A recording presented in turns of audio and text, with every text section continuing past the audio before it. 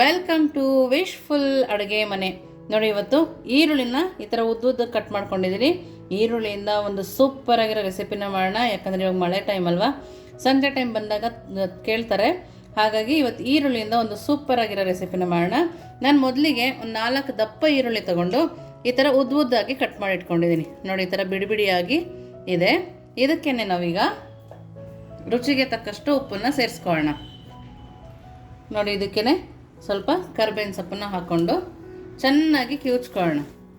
ನಮಗೆ ಉಪ್ಪು ಹಾಕಿದ್ದೀವಲ್ಲ, ಈರುಳ್ಳಿಯಿಂದ ನೀರು ಬಿಡಬೇಕು, ಅಲ್ಲಿ ತನಕ ನಾವು ಇದನ್ನು ಕಿವುಚ್ಕೊಳ್ಳೋಣ. ತಿನ್ನಕ್ಕಂತೂ ಸೂಪರಾಗಿರುತ್ತೆ. ಸಂಜೆ ಟೈಮ್ ಆಗ್ಬೋದು, ಮನೆಗೆ ಯಾರು ರಿಲೇಟಿವ್ಸ್ ಬಂದಾಗ ಆಗ್ಬೋದು, ಅಥವಾ ರಸಮ್ ಮಾಡಿದಾಗ ಕೂಡ ನೆಂಚ್ಕೊಂಡು ತಿನ್ನಕ್ಕಂತೂ ತುಂಬಾ ಚೆನ್ನಾಗಿರುತ್ತೆ. ನೀವಿನ್ನೂ ನಮ್ಮ ವಾಟ್ಸಪ್ ಗ್ರೂಪಿಗೆ ಜಾಯಿನ್ ಆಗಿಲ್ಲ ಅಂದರೆ ವಿಶ್ಫುಲ್ ವಾಟ್ಸಪ್ ಗ್ರೂಪ್ಗೆ ಜಾಯಿನ್ ಆಗೋದನ್ನು ಕೂಡ ಮರಿಬೇಡಿ. ನೋಡಿ, ಈ ಥರ ಚೆನ್ನಾಗಿ ಕಿವುಚ್ಕೊಂಡ್ಬಂದಿದ್ದೀವಲ್ವಾ. ಇವಾಗ ನೆಕ್ಸ್ಟ್ ಇದಕ್ಕೆ ಏನು ಹಾಕೋದು ನೋಡೋಣ ಬನ್ನಿ. ನೋಡಿ, ಇದಕ್ಕೇ ಸ್ವಲ್ಪ ಗೋಡಂಬಿನ ಹಾಕ್ಕೊಳ್ತಾ ಇದ್ದೀನಿ. ಹಾಗೆಯೇ ನಾನಿಲ್ಲಿ ಶುಂಠಿ ಬೆಳ್ಳುಳ್ಳಿ ಪೇಸ್ಟ್ ಹಾಕ್ಕೊಳ್ತಾ ಇದ್ದೀನಿ. ಇದು ಆಪ್ಷನಲ್ಲು, ಬೇಕಿದ್ರೆ ಹಾಕೊಬೋದು. ಒಂದು 3 ಸ್ಪೂನ್ ಆಗೋಷ್ಟು ನಾನಿಲ್ಲಿ ಮೈದಾನ ಸೇರಿಸ್ಕೊಳ್ತಾ ಇದ್ದೀನಿ. ಹಾಗೆಯೇ 1-2 ಸ್ಪೂನ್ ಆಗೋಷ್ಟು ಅಕ್ಕಿ ಹಿಟ್ಟನ್ನು ಹಾಕ್ಕೊಂಡಿದ್ದೀನಿ. ನಿಮಗೆ ಮೈದಾ ಬೇಡ ಅಂದರೆ ಸ್ಕಿಪ್ ಮಾಡಿ ಅಕ್ಕಿ ಹಿಟ್ಟನ್ನೇ ಸೇರಿಸ್ಕೊಬೋದು. ನೋಡಿ, ಹಾಗೆಯೇ 1 ಬಟ್ಲಾಗೋಷ್ಟು, ಅಂದರೆ ಒಂದು ಸಣ್ಣ ಬಟ್ಲಲ್ಲಿ 1 ಬಟ್ಲಾಗೋಷ್ಟು ಚಿರೋಟಿ ರವೆನ ಕೂಡ ಸೇರಿಸ್ಕೊಳ್ತಾ ಇದ್ದೀನಿ. ನೋಡಿ, ಇಷ್ಟು ಹಾಕ್ಕೊಂಡಿದ್ದೀವಲ್ಲ, ಇದನ್ನು ಪಕ್ಕಕ್ಕೆ ಇಟ್ಟು ನೆಕ್ಸ್ಟ್ ಏನು ಮಾಡೋದು ನೋಡೋಣ ಬನ್ನಿ. ನೋಡಿ, ಒಂದಿಲ್ಲಿ ಮಿಕ್ಸಿ ಜಾರನ್ನ ತೊಗೊಂಡಿದ್ದೀವಿ. ನೋಡಿ, ಕಡಲೆಕಾಯಿ ಬೀಜನ ಹಾಕ್ಕೊಳ್ತಾ ಇದ್ದೀನಿ. ಕಡಲೆಕಾಯಿ ಬೀಜ ಫ್ರೈ ಏನು ಮಾಡೋಂಗಿಲ್ಲ, ಹಾಗೇ ಹಾಕ್ಕೊಂಡು ತರಿಯಾಗಿ ನಾವು ಇದನ್ನು ರುಬ್ಕೊಂಬರ್ಬೇಕು. ನಮಗೆ ಜಾಸ್ತಿ ಸಣ್ಣದಾಗಿ ಆಗೋದೇನು ಬೇಕಾಗಲ್ಲ, ತರಿ ಆದರೆ ಸಾಕಾಗುತ್ತೆ. ಇದೊಂದು 3 ಸ್ಪೂನ್ ಇದೆ. ನಾವು ನೀರು ಹಾಕ್ತಾನೆ ತರಿಯಾಗಿ ರುಬ್ಕೊಂಬರೋಣ. ನೋಡಿ, ಈ ಥರ ನಾವು ರುಬ್ಕೊಂಬರ್ಬೇಕು. ನೋಡಿ, ಕಡಲೆ ಬೀಜ ಒಂದು ಅರ್ಧ ಕಟ್ಟಾಗಿದೆ. ನೋಡಿ, ಈ ಥರ ಇದ್ದರೆ ತುಂಬ ಚೆನ್ನಾಗಿರುತ್ತೆ. ನಾವು ಇವಾಗ ಇದನ್ನು ನಾವು ರವೆ ಎಲ್ಲ ಹಾಕೊಂಡ್ವಲ್ಲ ಅದರೊಳಗಡೆ ಸೇರಿಸ್ಕೊಳ್ತಾ ಇದ್ದೀನಿ. ನೋಡಿ, ಖಾರಕ್ಕೆ ಹಸಿಮೆಣಸಿನ್ಕಾಯಿ ಪೇಸ್ಟ್ನ ಮಾಡಿ ಹಾಕ್ಕೊಳ್ತಾ ಇದ್ದೀನಿ. ಹಸಿಮೆಣಸಿನ್ಕಾಯಿ ಕಟ್ ಮಾಡಿ ಹಾಕಿದರೆ ಬಾಯಿಗೆ ಸಿಗುತ್ತೆ, ಆವಾಗ ರುಚಿ ಚೆನ್ನಾಗಾಗಲ್ಲ, ಖಾರ ಅನಿಸುತ್ತೆ, ಆ ಟೇಸ್ಟ್ ಗೊತ್ತಾಗಲ್ಲ. ಹಾಗಾಗಿ ನಾನು ಇದು ಹಸಿಮೆಣಸಿನ್ಕಾಯಿ ಪೇಸ್ಟನ್ನು ಹಾಕ್ಕೊಂಡಿದ್ದೀನಿ. ನೋಡಿ, ಇದಕ್ಕೇ 1 ಸ್ಪೂನ್ ಆಗೋಷ್ಟು ಎಳ್ಳನ್ನು ಹಾಕ್ಕೊಂಡಿದ್ದೀನಿ.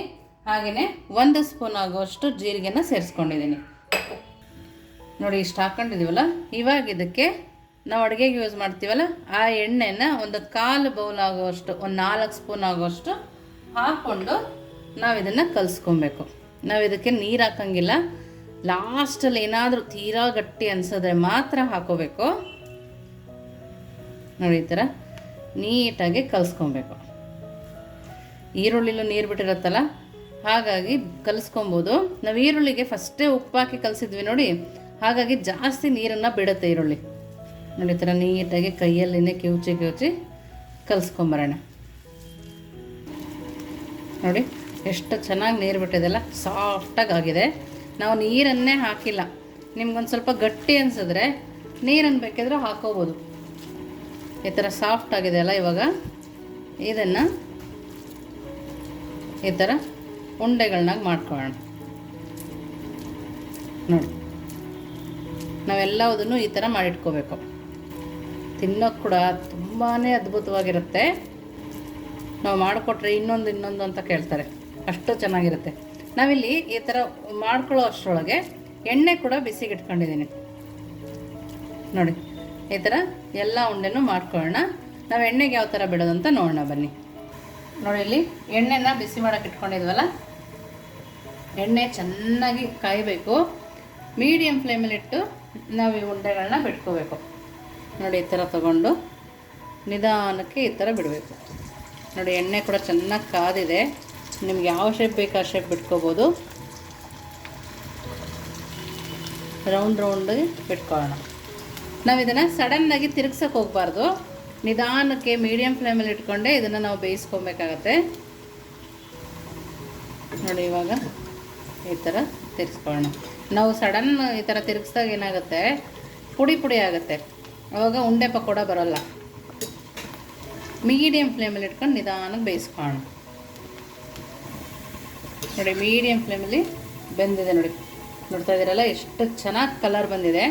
ನಮಗೆ ಈ ಕಲರ್ ಬರಬೇಕು ಪಕೋಡ.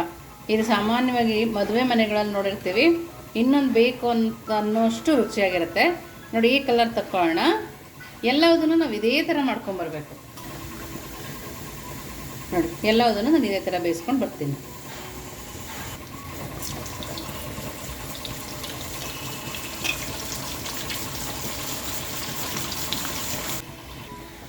ನೋಡಿ ಇವಾಗ ಕರೆಕ್ಟಾಗಿ ಬೆಂದಿದೆ.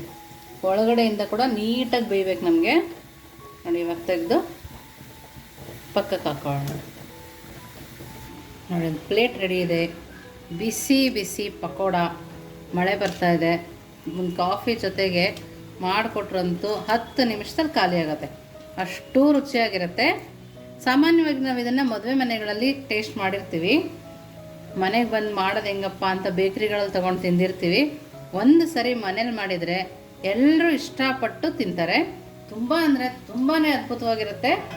ನೀವು ಒಂದು ಸರಿ ಮನೇಲಿ ಮಾಡ್ಬೋದು, ಅಷ್ಟು ಚೆನ್ನಾಗಿರುತ್ತೆ. ಇದಕ್ಕೆ ಸಾಸ್ ಬೇಕಾಗಲ್ಲ, ಚಟ್ನಿ ಬೇಕಾಗಲ್ಲ, ಏನೂ ಬೇಕಾಗಲ್ಲ. ತುಂಬ ಅಂದರೆ ತುಂಬ ಟೇಸ್ಟಿಯಾಗಿರುತ್ತೆ.